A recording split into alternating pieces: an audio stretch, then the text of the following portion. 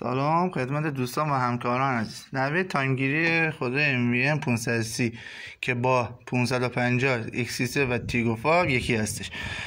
تایم بالا که اصطلاح میلسوپاپ باشه، برای تایم بالا باید حتما ابزار مخصوص استفاده کنین. برای تایمگیری بالا و پیستون هم توی خط قرار میگیره، به اصطلاح میگن پیستون خطیه که تو تصویر مشاهده میکنید تراز هستش به اصطلاح.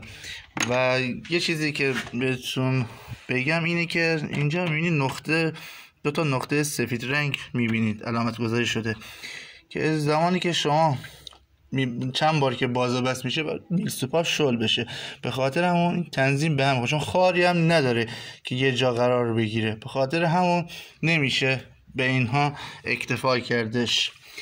و این تایم بالا و برای میلنگ هم که الان بهتون نشون میدم،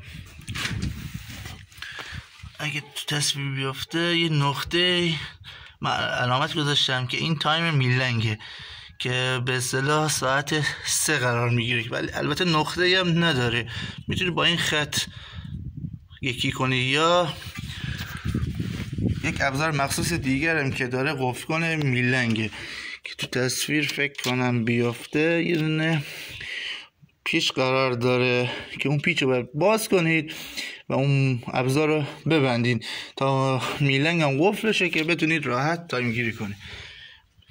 تایم گیری خودم زیاد سخت نیست و یه صفر کنم بهتون که بگم علامت 0 درجه که چقدر صفر کنید، اینجا یه دونه علامت هستش که با اونم اینجا صفر میشه. و همین. ممنون که این ویدیو رو تماشا کردید.